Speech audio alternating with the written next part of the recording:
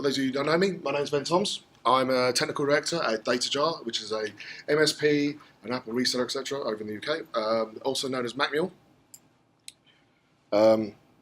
So we work. We've got a number of customers that are using iOS devices, Mac devices. We have customers with Monkey Solutions, Imager, Deploy Studio, and we work closely with Jamf.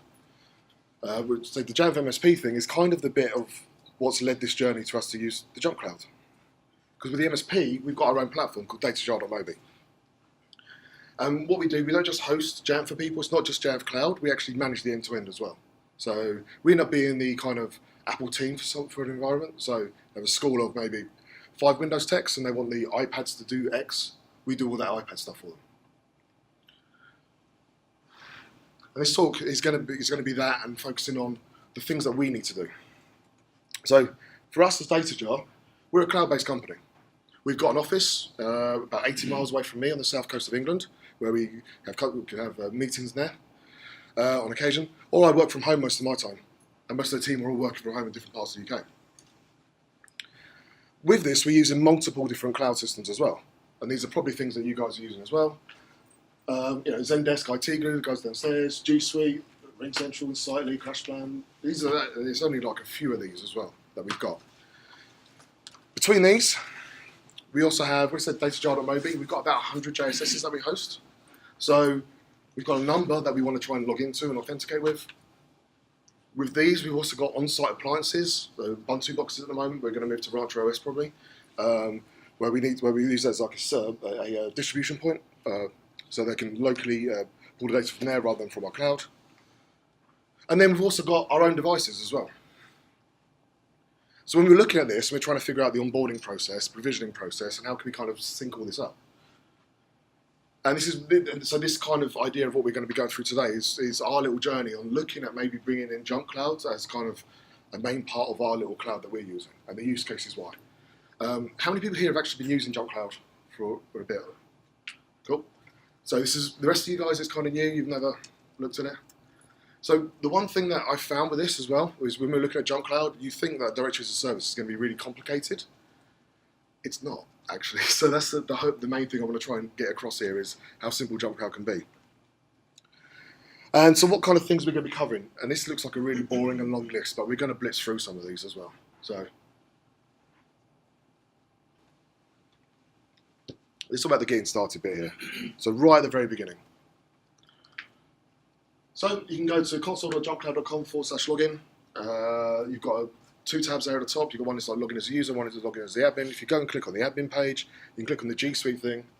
You can authorize your account, and for this I've used my MacMule G Suite, not the work one, because I was told not to break stuff. So I only broke my wife's email when I was messing with stuff. That was obviously an easier conversation. Or you can log in with your details and ask you to create a new org. That's simple just to get started. You do this, a couple of minutes later you get an email, you're off and running. And it's free for up to 10 users as well. So it's worth you guys chucking it in, trying it, and you'll see how easy this is. From here, once you log in straight away, you can go in and you go straight to the users tab. Here. But what we're going to do first of all, we're going to skip a bit.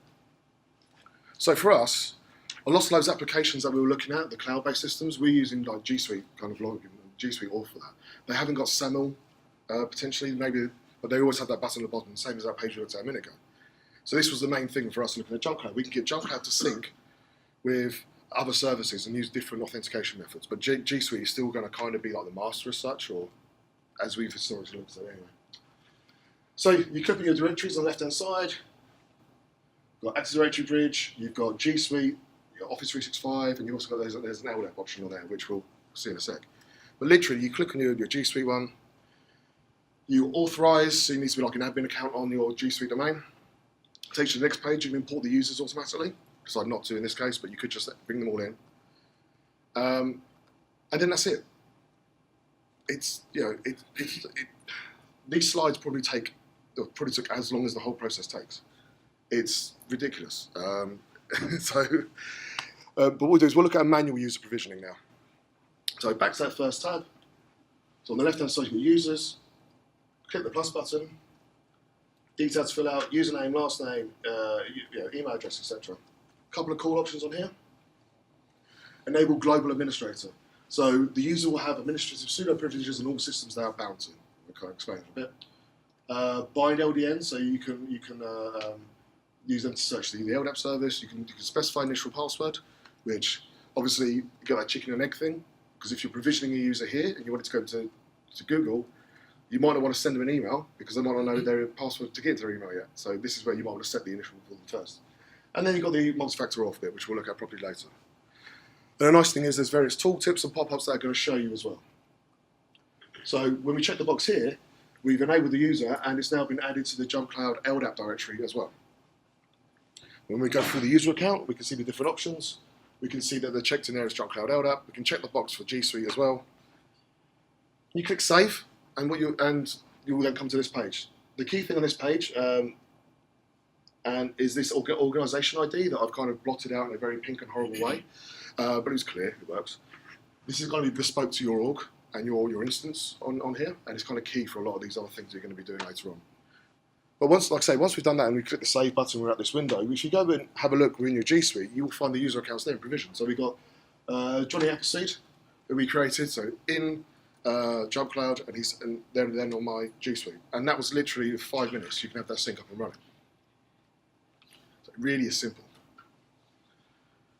So let's look at the Jamf Pro setup. So we said we've got all these DataJar.mobi, MSP things that we want to administer. So we don't want to use one password across all of them. Not like one for every account. We want to use our own passwords, like a directory service. And so this is where we'd look at using this with JumpCloud. So if anybody's ever done like an LDAP connection with their JSS, Active Directory, or any of those services, it's the same thing. The nice thing is, obviously, as it's going to be cloud-based, we can do SSL, so we can do over 636, and there's a public certificate on there, a GoDaddy certificate, I think. You don't have to worry about editing the key stores. If you feel like you do need to, actually, there is a support article where you can download that cert anyway for what you need. So we grab the user, Johnny Appleseed. I'm using him as the one that we can do the lookup. Here's Johnny as his username. I don't know why I did that. So we've got the distinguished name there, which has got the organisation ID stuff in there. Username, password, the usual stuff. Same thing for your user mappings, user group mappings. The same stuff that you guys would have seen in anything else, in an AD or like an OD implementation with Jamf. Once you've done that, you can quickly test and you can put in details. Now, currently, these are the only kind of details that can come in, but there's custom attributes that are going to be put into the API, into the LDAP soonish. For here, at the moment, we've got username, full name, email, but you could obviously then look at, you could have phone and department and those other things brought in. And as you know, with Jamf, once you've got this detail in here, you could then use this to scope other things. But why are we going to be looking at LDAP? Why are we talking about LDAP with our Jamf setups? Because it's 2017, right? Everybody should be using SAML and all this stuff. Well, there's a slight problem here. If we look at what we can do with single sign-on and all that kind of Auth stuff on Jamf compared to what we can do with the LDAP. So at the top, we've got Jamf there, so you can log into the Jamf console, the Jamf Pro server, as it's going to be called soon, with your single sign-on credentials and LDAP. You've got self-service as well. You can't use the single sign-on to log into any of the applications. At the bottom there, we've got an Apple icon, that's for DEP. DEP requires HTTPS basic auth. That's a limitation on Apple's side. Hopefully they'll open it up one day, so that still requires LDAP. At the bottom, I've got Jamf again, but that's for the API. So Jamf's API, you can't use single sign-on for. But you consider we've got all of these JSSs. We didn't want to set up two systems for us. One to log in one way, one to log in another. And the other problem is there's a slight Highlander rule to this thing. Actually got them. Okay. It should say there could be only one. I think it's just been cut off, but yeah. There's a slight Highlander thing to this. So a single sign-on, you can only have one single sign-on instance per JSS. So if any of our customers wanted to use single sign-on, they wouldn't be able to because we'd use it. Now the main thing that people might be using single sign-on for, I know people did one, was kind of the login to self-service. So a slight diverge here. But you can actually fake it. So for example, we've got a machine here that is enrolled into Jamf. We've got no user details populated. I've blogged about this a couple of times now. But basically, once you've got LDAP set up with your JSS, you can go into your inventory collection, and there's an option there, collect user and location information from LDAP. And you can do this for your mobile device as well. And this means that every time recon's run on a device, it will submit the username to the JSS, and the JSS does an LDAP lookup. You can also run things like this to force it, so through self-service or login as well, to force that kick in. And then what you'll see is the detail starts to pull in. So you're running this at login, for example. Every time someone logs into their Mac, you're going to know who it is. You're going to get their details through their LDAP populate through. So when they load up self-service, you can do all that department scoping thing and make it single sign-on. They don't actually have to sign in again, because Jamf knows who the person is based on their LDAP lookup. And to me, that seems more secure than, because with the single sign-on window, you can have someone log into a machine who's someone else's machine, right? So this is why I've been doing that for years, and it's still, again, we can do it with AD, do it with OD, still do it with JumpCloud. Just LDAP. Cool. So let's look at the agent side. So now we've been looking at users. Yeah, this is the agent deployment. In JumpCloud's terms, you've got users and you've got systems. So your users are your Johnny Appleseed. Your systems are going to be your Macs, and etc. as we'll look at in a sec. So again, on the left-hand side, you click at the systems, click the plus button, and in here you've got different options of different agents you can download: Linux, Windows, Mac, Puppet, and Chef. Click the button to download the agent, it's a PKG, and then you've got that connect key there. If you try and install the package or deploy it without the connect key in a certain way, you'll get a prompt here. So if it's fine for you to test, just put in a package, put the connect key in, off you go. JumpCloud do have one of their many excellent support articles. So they've got a simple kind of script here of kind of doing this.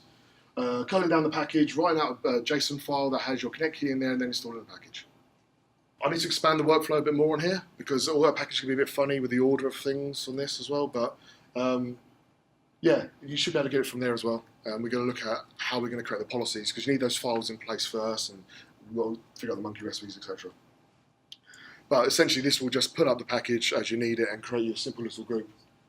We've got an extension attribute as part of this as well, because the JumpCloud agent is actually a little text file that sits on the machine. So yeah, we'll get it polished properly as we deploy it further. All right, so once that's happened, a machine should appear in the system. And the devices contact JumpCloud every 60 seconds. So we've got Jam's 15-minute window thing, and then we've got for your regular check-in, and then JumpCloud, device screen every JumpCloud every 6 seconds. And the UI's got things, for example, status is green because it's done it recently, and it'll go red if it's been after a little bit of time, etc. So let's look at connecting the dots. So here we've got the computer record. If we go to the users tab, we could just simply add the user to the device. What happens on the device when this happens? If you're used to AD, you bind to AD, and then you log in and the account's created. With JumpCloud, the agent will create the account for you. So like magic, it just appears on the machine. And because if you set it to be an admin, the user will appear to be an admin. And you can do groups as well. So you've got user groups and you've got your system groups. Oh, it comes up, sorry. Again, very simple. Group here, Mac users. We're going to add these users to the group, that they use the group. And then you can add these other resources to it. And choose where the groups are going to be synced. So you can have your syncs between your LDAP and your G Suite. System groups, very simple. Add a system. And then you add the user group. And this is that binding thing they're kind of saying. So you do a user level or a group level where a user is kind of created or assigned to a system. So, like I said, how does this kind of look? Well, if you've got like another user, you add them to the machines, they will have that object created on there. What's quite handy with this, if you think there are some AD environments where you maybe want to limit who can log into what machine, this kind of fits perfectly with that kind of model there, where you just say, well, this is your machine, and only you can log in. But you guys still have that central account management piece. It's a local account on the machine, it's not like a directory account, not a mobile home, it's a proper local account. So for us, that can greatly simplify the provisioning process and the devices that we give out to our team. And then there's more of this that we can kind of expand. You can kind of automate a lot of these processes. And based on this, and this is again, the resources available from JumpCloud, they've got an API. And this is the bits, again, the stuff that I needed to flesh out more and wanted to add. But for us, considering us as a team, we can do this manually. But as we scale this out with more of our customers, we're going to automate a lot more and then put a lot more out there in our repo. It also has a really cool system API authentication bit. So JumpCloud can use its own certificate to make calls against itself on the system API. So imagine if your Jamf device could maybe read in its own record from the JSS or make some small changes without needing all that password stuff, just generating the key on the fly.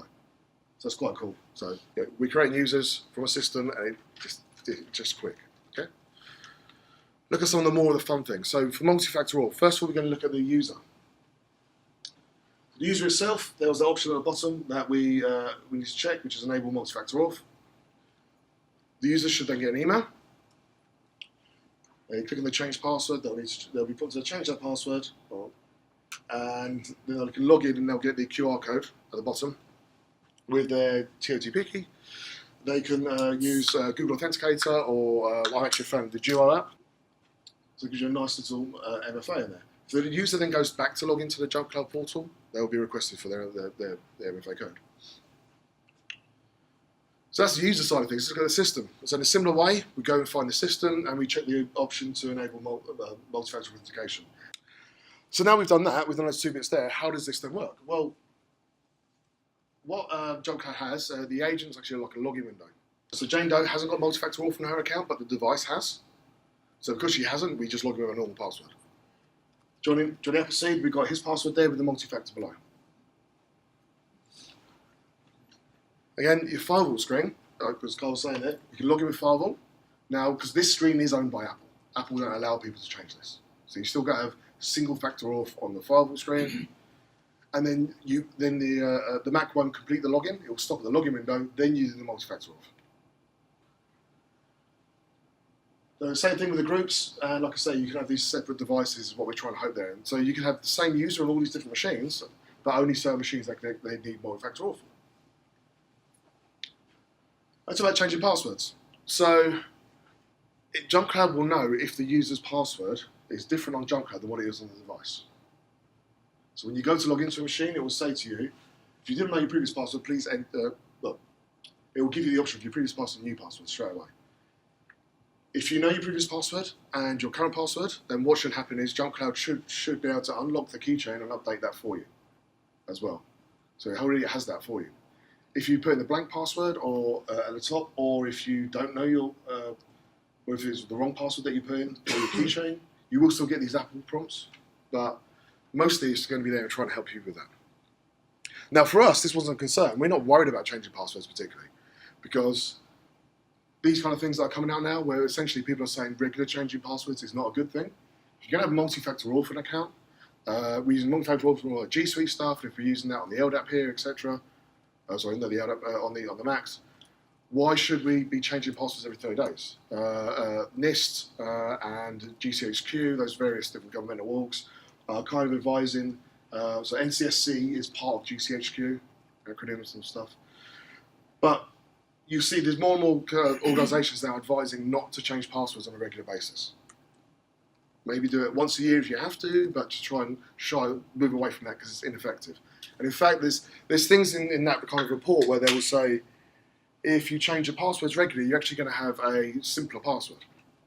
You're going to take the easy route. The last place I was at, we were working, I did a 30-day password expiry, and I was there for about 61 months, I think. Because guess how I know that? Just take the number on the end, just keep incrementing every month. But the nice thing is with this, and that's why, so we're not worried about the password changes for what we do, for us, but you still have that central management of the account, so you can still kind of disable the user account, remove the user account from the systems, etc. You can still do all that centrally. Anyone here done a lot with SAML assertions and those kind of things, with your single sign-on, with your IDPs and bits and bobs and loads of more acronyms and stuff? No? It's really complicated. But you can use JumpCloud as like the IDP, the identity provider, to kind of bring in these assertions. Part of the process, JumpCloud are kind of built in some of these templates for this, because that's the bit that can be complicated, is making sure you connect the dots correctly. And Jamf for one of them on there, so if you wanted to use a single sign-on kind of thing, you could have JumpCloud offer that for your Jamf Pro server or your self-service. So it gives you all the details on there. And again, at the bottom, to learn more about this configuration, please see the knowledge base. a knowledge-based article right there. You link to it, and it's really on point with this. Once you're building these applications, you have all these single sign-on applications. You can then assign them to users, or the groups, or the systems, or users and groups. Sorry. And the user will then also be able to see them here in their user portal. So when they log in, they can have a nice little quick link to them. So they'd single sign-on logged in here, then click a link, and then single sign-on to the other systems. An interesting thing as well with the agent, which opens up possibilities that I haven't explored yet, is the commands. So, what we're talking about here, basically, you can push out a script with JumpCloud. You can have JumpCloud run something on an interval. Casper check stuff, that kind of thing. So think of a machine that's been unenrolled in Jamf, but you can see it actually in JumpCloud being active. Maybe you push this down, get them to re-enroll. You know, push the script out that curls down your quick head and does the install. You can kind of do those things. So there's options there to kind of have been working in tandem to maybe have JumpCloud make sure your devices are kept in Jamf. And even if it's not like a focus, it's just nice to know you've actually got that accidentally as an option. Because occasionally, you know, machines get lost, stolen, whatever, and you need to run something, don't you, to try and track them. This should be able to help with that. And again, you can deploy your agents to various different OSs. That's why we've got Linux, Windows, and Mac here. Radius. So it's pretty simple, but basically you would set the radius up here. You choose the groups, and then you know Tom Bridge. He knows a fair bit about wireless. This guy. I was scared to look at this, and I didn't want to break the home wireless, so I left it, and I just asked Tom how it was going. He's done a few deployments now, and that's literally what he told me. I was asking for a little line. That was it. Setup took 5 minutes. So you can still bring all that in. So you can still have G Suite syncing with an LDAP and then Radius on there as well, and the user groups. And the UI doesn't get any more complicated. You've just got those different elements that you see, and it's quite structured throughout as you're going. So there's not a lot there that kind of should trip you up with this.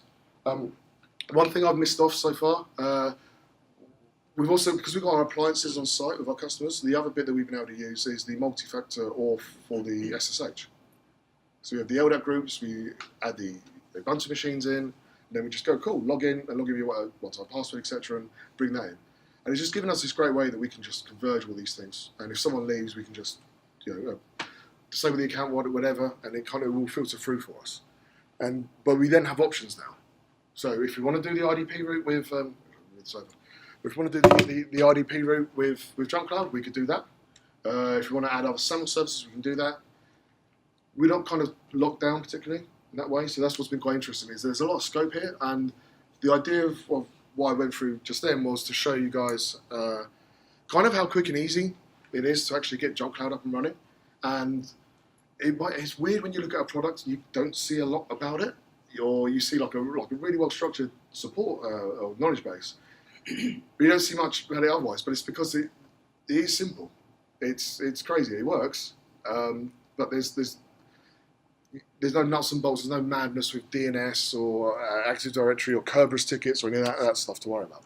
So I hope that was of some use or of interest. So thank you.